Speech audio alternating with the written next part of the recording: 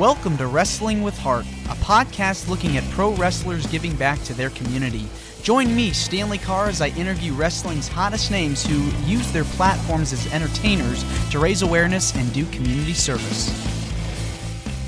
Hello, and welcome to our second episode of Wrestling with Heart. This is a podcast talking about pro wrestlers giving back to their community, as well as people that have been involved in the wrestling business, helping out with different charities, helping out in the community, and just being good people, doing good deeds. And today we've got a very special guest with us. He is the founder and promoter of Southern Illinois Championship Wrestling. He's done it all. He's been in the business for 50 years, and we're going to speak today about SICW, and he's worked with so many legends. It's my honor to welcome to the show, Mr. Herb Simmons. Herb, thank you for joining us today. Thank you, Stanley. I appreciate the invite, and anytime that we can come on to these outlets and talk about the business that we all had such a passion for, we're really willing and able to do that. So where did you grow up, Herb? We'll start with that. Where did you grow up? I grew up in East St. Louis, Illinois, right across the river from downtown St. Louis, Missouri. And at an early age, became addicted to, like all of us did, to professional wrestling. The housing projects that I lived in, there was a building about 2 blocks from there called the Social Center, and they used to have wrestling during the week there. And that's where I first met the people like Pat O'Connor, Cowboy Bob Ellis, Luthez. And, you know, it just grew from there. My mother was a huge wrestling fan, and that was what we would enjoy doing each week is, if we couldn't go to the matches, we'd watch them on TV. I guess it was very popular in the community and in school. Did you ever get to play around with some of your friends? Well, not so much that, but, I knew at an early age that I wanted to somehow chase that dream. And like so many of us have,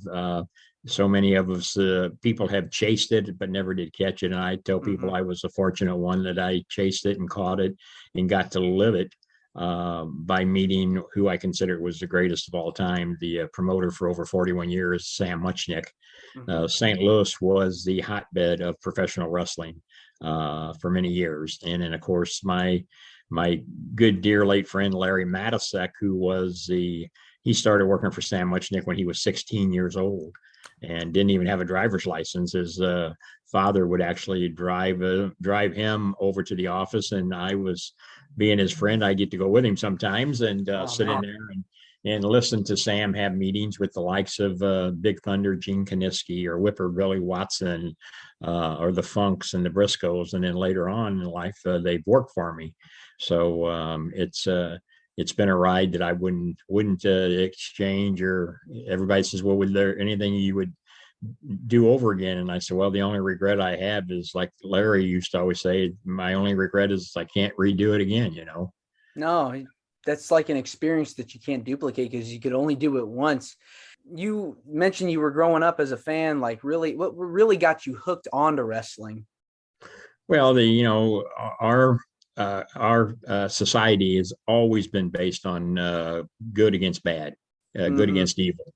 And so I think that was the fascinating part about it. Here you saw these 2 big grapplers in this squared circle and just going at it, throwing one another around. And, if you really got into it, you followed the storylines. And back then, of course, before the toothpaste got out of the tube, and to this day, there are still fans out there that go to each and every show they can.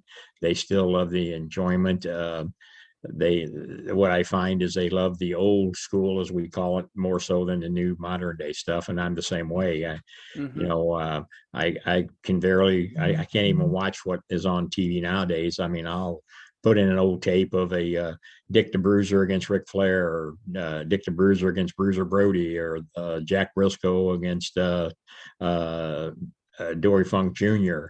And I can sit there and watch those type of matches all day long. And that's just everybody's preference. I'm just old school, have been and always will be. but I got hooked on it just the same as everybody else did. They enjoyed got to boo the bad guys and cheer the good guys, and you had your favorites. And of course, you go to school, and some of your classmates would talk about it, and there was always the macho ones that that's this, that's that, and of course they'd be the ones sitting over there with their ears open and listening to you talk about how Rip Hawk or John Paul Henning or Cowboy Bob Ellis beat this guy up. So Sam used to call those type of people closet fans. They didn't want to admit they liked it, but they knew everything about it. It was the talk of the town, and once you were invested in it, you wanted to watch the next episode. And yeah, it's definitely it's what keeps you sitting on the edge of your seats. And to this day, we still run shows every month, sometimes multiple times a month, and to see the fans sitting there on the edge of their seats, or they're standing up cheering, and like I said, giving the raspberries to the bad guys and getting on the referees because he didn't see something. What I tell them is for 2.5 hours, I'm gonna take you into the world of make believe. And yeah, it's kind of like the Wizard of Oz, the man behind the curtain. You don't care who's behind the curtain. You're just for 2.5 hours. You don't care about what's going on, other exactly. than some good entertainment. And then I try to stand at the door at the end of the show at the night, and I thank people for coming. And they'll tell me, they'll say, "Mr. Simmons, just as we thought we had this figured out, you pull a rabbit out of your hat." And that's what you like. You like when the fans keep coming back for more. And nowadays, with our cell phones and cameras, our shows get over with between 9:30, 10 o'clock at night. And by the time we've cleaned up and left the auditorium or the building, they're posting pictures from our shows, and they're sending me messages and, "Hey, what's going to be next month's show? You ought to do this, you ought to do that." So it's definitely that's when you got them hooked, and that's what you really feel good about. It's that suspense of disbelief, like you mentioned with magic. The magician's pulling the rabbit out of the hat, and he's taking his time just to kind of showing people how he did the magic trick. And yet with pro wrestling, it's kind of similar. Exactly. And you take these fans buy into it, and you make them a part of it. You make them feel like, oh my gosh, we're actually sitting right here at ringside. And then with our TV, we're one of the few independent promotions that do TV just like they did back in the old days. In your opinion, why do you feel St. Louis is such a hotbed for professional wrestling? One person, Sam Muchnick. Sam Muchnick. Muchnick was the president. He was a sports writer. And of course, I've got all the programs from all those years that they used to send out to their fans. The oldest one I got goes back to 1934. But I've got every show that ever took place, every card at the Kiel Auditorium in St. Louis, or the Chase, or the Checker Dome. I have all of those.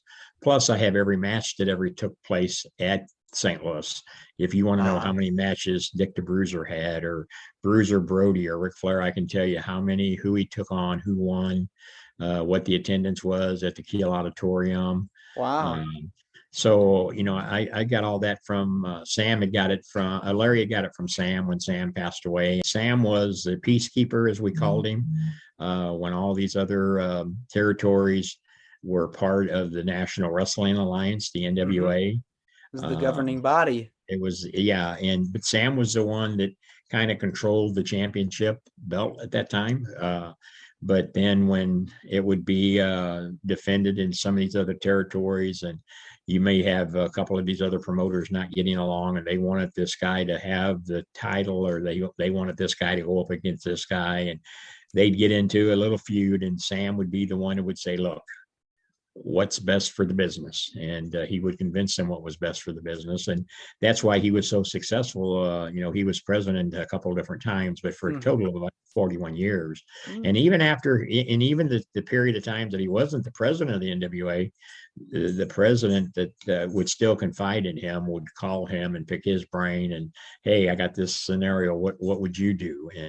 And Sam was kind of the godfather that held it all together. And Ric Flair told the story in his book that if it wasn't for Larry Matisek, he never would have got to St. Louis because they had sent a tape in, and Larry and I was in the control room that day, and Larry fell in love with him right away and said, man, this guy can sell some tickets. And of course, Pat O'Connor is a name you may have heard of. Yeah. Was the booker during that time, and he called him in the control room, and O'Connor said, he's too small. He'll never do any business here. And Larry called Sam at the office and said, hey, can you come down to the studio? He said, I want you to see something. And about a half hour later, Sam showed up, and he watched about 5 minutes of Flair in action. And he said, get a hold of Crockett and tell him I want him in St. Louis. And that's how Ric Flair got to St. Louis. Wow. Just so much. You're like a walking encyclopedia of just all things St. Louis wrestling. That's so phenomenal. And it was so, and Sam's philosophy is if two things, and I try to live by that to this day. He always told me, you treat the boys right, they'll treat you right. Mm-hmm. And if you give the fans a good product, the fans will continue to come back. And so February of next year will be my 50th year that I've lived by those two things that he told me. And of course, I had the great pleasure, because of Sam and more so Larry Matisek, like I said, who started for him when he was 16 years old. And he'd done everything from sweeping the floor at the office to writing some of the programs to calling in the results to the local radio stations after a big match when the Kiel Auditorium would sell out at 12,800 people. Mm-hmm. So he worked his way up. And then, of course, when Sam retired, he started his own promotion for, just about a year before Vince McMahon in '83 come in and bought the TV out from underneath him. Yeah. And of course, during that whole time, him and I was running these independent shows with guys like Bruiser Brody, Dick Murdoch, Crusher Blackwell, Greg Valentine. We had our own little thing on the side going. And And that's what I keep doing to this day. You talk about giving back, and that's what we've done for all these years is we work with nonprofit organizations, be it the fire departments, police departments, 501c3 organizations that try to raise funds. Last year, we raised $40,000 in one show for a fire chief who was diagnosed with throat cancer. We've got one fire department over 8 years. We raised over $40,000 for. And those are repeat customers that come back. We don't run around and knock on a door and say, hey, we want to come and do a wrestling show here. And, we want to help those communities raise funds, especially after the pandemic. A lot of organizations couldn't hold their fundraisers. And so, like last month, we had 5 shows in 1 month of helping people raise funds. That had to have been just such a tough time for you guys too, because you're an independent promotion and you're struggling to make money while people are losing their jobs, and you have to find a way to kind of make ends meet. Well, and on the independent market, wrestling is not like a way. Everybody says, well, when will wrestling at the Chase come back? Well, and I have to be the bearer of the bad news to tell all of them. It's never coming back the way we remember it, because the people who made it so successful are not with us anymore. Sam Muchnick, all the names that I've been naming, the John Paul Hennings, the Johnny Valentines, Fritz von Erich. Those were the people who put the butts in the seats, and there just isn't any of them anymore on the independent market. And I hate the word independent because I try to tell the guys and gals all the time, when you go to these states where they require you to be a licensed wrestler, it doesn't say independent wrestler, it says professional wrestling. So when you talk about independent, you're kind of minimizing and you're kind of demoralizing your statue in the business. So but it is, it's kind of what they say to minor league. My guys are by far not the minor league. I got guys in my locker room been with me 20 plus years. Guys who were trained by Harley Race, if you've heard that name before. Yes, very familiar with them. King of the Ring. One of the greatest of all times. So I've got guys that were trained by him, and they do a good honor to him when they're in the ring. Just a couple of weeks ago, one of those guys were in a steel cage match against the Faces of Fear. Haku and Barbarian. Mm-hmm. A great match, a year or two ago, one of those guys took on Tommy Dreamer. so, Oh, wow. uh, I've had the fortune of being able to bring in those legends. I mean, we just had a show, like I said, with the Faces of Fear. Yep. Last month, we had Jerry Lawler, Jimmy Hart, Sergeant Slaughter. Cowboy Bob Orton Jr. runs my Mm-hmm. training academy for me. Yeah. Yeah. Um, I was part of giving Randy Orton his first match Whoa. back Wow. about 22 years ago. That's So crazy. That's yeah, so cool. yeah, I kid Bob Orton. I say, hey, tell Randy to send me a check, So, but no, Randy's a great guy. I remember Yes. when he first started training, and then of course he had his match with us in St. Louis, and then he went down to OVW and Mm-hmm. furthered his The rest is history. wrestling there. Yeah, yeah. So but Bob runs my Ace Academy on Tuesdays and Thursday nights, and is doing real good of training some of the new talent coming up, and that's what we need because got to make room for the future. I know you mentioned earlier about some of the fundraisers that you guys have done. Tell me a little bit about, like, give me a few names of some of the people that you've worked with, as far as like giving money and The helping out. As far as the fundraisers, Missouri Athletic Club, we've been there twice, 2 years in a row now for them. The first year we had Ric Flair booked there for him. He had to cancel. We ended up getting Ted DiBiase in about a 48-hour notice to come in and stand in. Yeah. But they're an organization that does a lot of scholarships for the people and for the youth. But the fire departments, the Swansea Fire Department, the Caseyville Fire Department, State Park Fire Department, Dupo Fire Department, the town of Millstadt, Illinois. We've been in there 8-9 years in a row farm. Belleville, we just did the big show in Belleville for an organization there. And like I said, the fire chief, we raised $40,000 for in one night show for him. But again, we advertise, if you're an organization that is looking to raise funds, the thing that I think sets us apart too is we'll come in and sit down with you. And after we review what your needs are, we're going to tell you. We're not going to, because if we don't help you succeed in making money, you're not going to want us to come back. Right. And so, but I can tell pretty quickly if you've got an organization that is full of vim and vigor that are going to take the bull by the horn and go out there and help promote it, help push the tickets. I'm working on one now. They're wanting people like Sergeant Slaughter, Jerry Lawler, JBL, people like that. And it's a big organization. It's doing that. So if that comes off, that'd be a big one.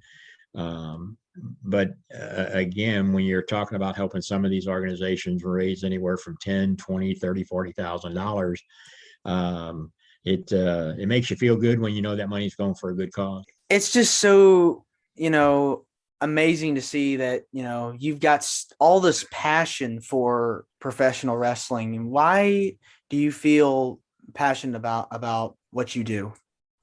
I loved it. It's I can sit and talk with the best of them about it because I've lived it.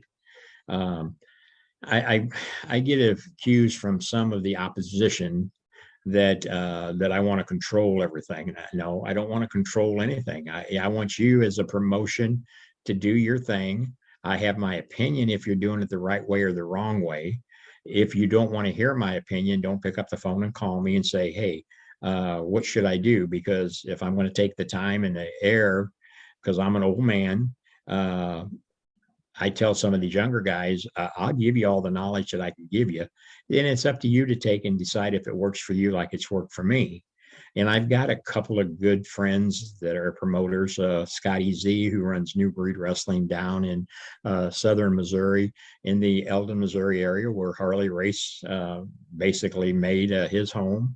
Another guy, Pat, we call him the Searcher, runs ACW.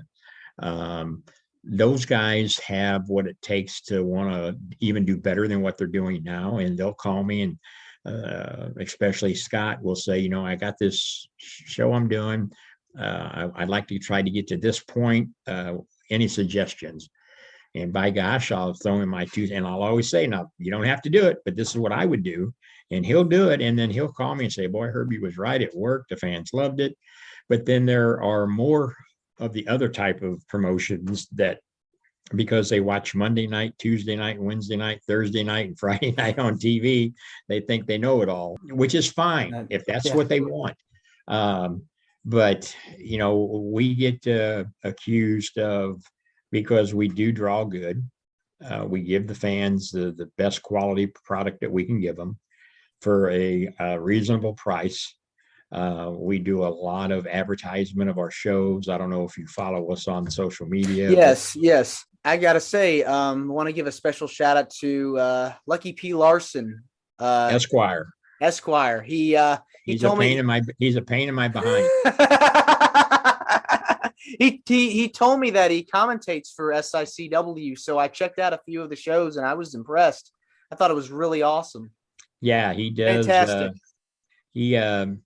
I got to meet Lucky through my friend Bert Prentice. Yeah. And when I was down there, as I told you, working, and he's fit right into my broadcast team here. Dr. Drew has been with me a long time, a young man that stumbled on to Larry Matisek and I back, it seems like 20 years ago now. And we were promoting, Larry and I actually took 12 volumes of the Wrestling at the Chase tapes that we have and reproduced them on DVD, and we were putting them up on the market. And so Dr. Drew Ebenhaus, as we call him, came along and started helping out and learned a lot from Larry, and is basically stepped right in where Larry had left off when Larry passed away. And Drew's kind of my right-hand guy. He puts all of him and Lucky work together. Where can people find more about you and SICW? SICW.org. They can go on there. We even have a little merchandise store on there. They can order some items that we're putting on there slowly but surely, some collectible items.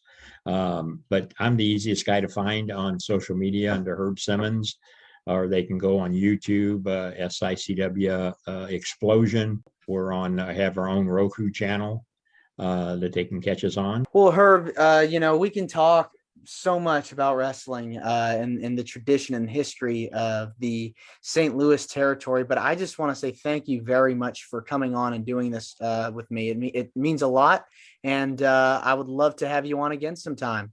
Or anytime you need some time, Phil, just call me. Like I said, we can talk about anything. If I can ever help you with getting anybody on, just reach out to me. If you got something you need to fill, they'll be more than glad to do it. Awesome. I appreciate it. Thank you very much. This is Wrestling with Heart. I hope you found this podcast to be informative and entertaining. If you did, please hit the subscribe button and look out for the next edition.